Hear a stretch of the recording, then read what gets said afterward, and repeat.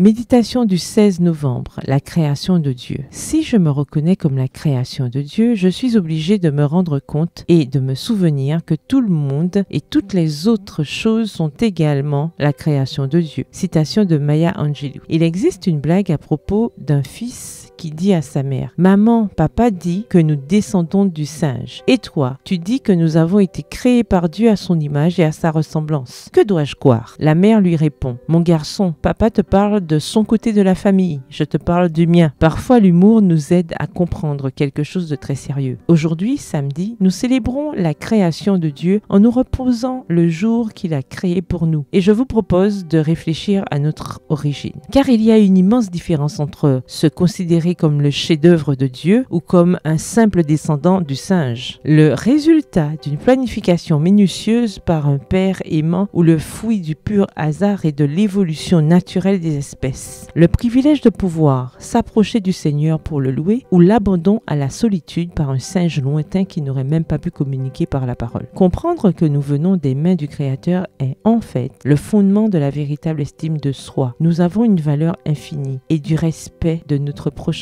qui a exactement la même valeur que moi. Tout comme un couple désire avoir des enfants comme une manifestation naturelle de leur amour l'un pour l'autre, Dieu qui est amour, voir 1 Jean 4 verset 8, a voulu manifester cet amour à travers sa création. C'est par son amour que nous existons. C'est dans son amour que nous bougeons et que nous sommes. Acte 17 le verset 28 dans la version Bible en français courant. Par création, vous êtes d'une valeur infinie. Les autres êtres humains sont vos frères et sœurs et la planète est digne d'être préservée afin que les générations futures bénéficient d'un environnement le plus semblable possible à celui de l'Éden. Le récit de la création montre que, loin d'être le résultat du hasard, toute chose a été créée dans un but bien précis. Lorsque nous comprenons que notre existence fait partie d'un plan, la vie devient alors pleine de sens et attrayante. Le vide affreux et l'insatisfaction éprouvée par plusieurs est remplacée par l'amour de Dieu. Citation tirée du livre Ce que croient les adventistes au chapitre 6 à la page 103. Bon sabbat. Le verset du jour se trouve dans Psaume 139, les versets 13 à 14. C'est toi qui as formé mes reins, qui m'as tenu caché dans le sein de ma mère. Je te célèbre car je suis une créature merveilleuse. Tes œuvres sont des merveilles. Bonne journée, que l'Éternel vous bénisse.